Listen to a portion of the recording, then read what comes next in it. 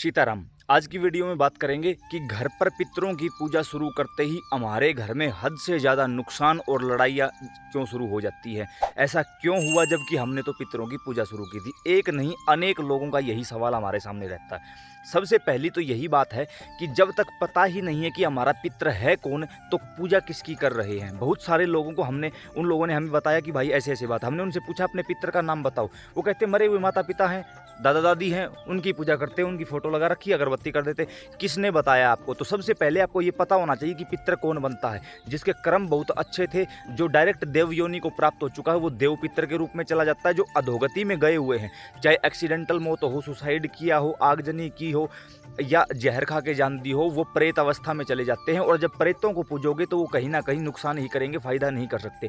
तो ना तो मरे हुए माता पिता दादा दादी पितर होते हैं और ना ही हमें ऐसे ही किसी की पूजा कर देनी चाहिए। बहुत सारे लोगों ने ये भी कहा कि किसी चौकी दरबार वाले ने बताया था, हमने उसके अनुसार काम कर दिया। ऐसा बिल्कुल भी नहीं करना चाहिए। ऐसा करोगे तो प्रेतों को पूजोगे तो कहीं ना कहीं घर में नुकसान होगा, फायदा होने वाला नहीं है।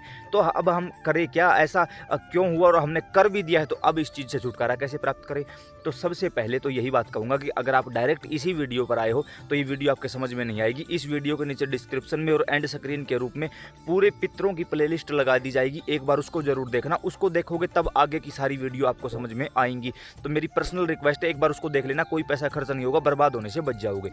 अब यहाँ पर सबसे पहले तो हमें 3 पीढ़ी में जितने लोग मरे हुए हैं, मेल फीमेल मैरिड अनमैरिड छोटे बड़े जितने भी गए हुए हैं, सभी के नाम की या तो नारायण बलि करवाओ या किसी तीर्थ पर जाकर कंटिन्यू 5 अमावस्या पिंडदान तर्पण करवाओ। अब बहुत सारे लोगों का ये सवाल आया कि पिंडदान तर्पण करवाने के लिए ब्राह्मण हजारों रुपए मांग रहे हैं। डायरेक्ट यूट्यूब पर सर्च करो खुद से पिंडदान कैसे करें, अशोक कुमार वीडियो। उसमें जो तरीका हमने हरिद्वार जाकर सब कुछ करके दिखाया हुआ है वो काम करो, तुरंत प्रभाव से एक भी पैसा नहीं लगेगा और आपके पितर शुद्ध होकर मुक्त हो जाएंगे।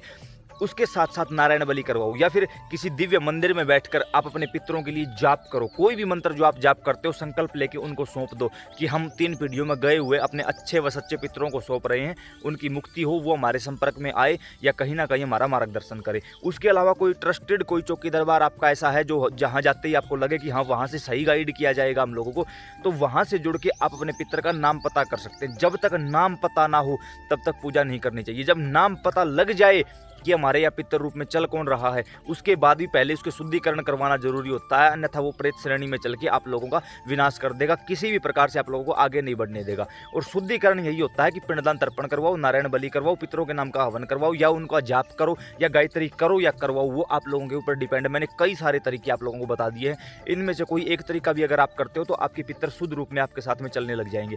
फिर जब कोई पितर या तो शरीर पर आकर बोल दे कि मैं वो हूँ और मेरी पूजा करो, या सपने में बार बार आकर अपना परिचय दे और अपनी पूजा करने के लिए बोले तो ही पूजा करें, अन्यथा आपको किसी भी प्रकार से किसी की पूजा नहीं करनी है। अगर ऐसे पूजा करोगे तो वो आपके विनाश के अलावा और कुछ नहीं कर सकता। तो उम्मीद करता हूँ जानकारी समझ और पसंद आई होगी। अन्य प्रेमियों के साथ जरूर साझा करें। नीचे डिस्क्रिप्शन बॉक्स में व्हाट्सएप ग्रुप का लिंक है, वहाँ से आप डायरेक्ट हमारे साथ में जुड़ सकते हो। सीताराम।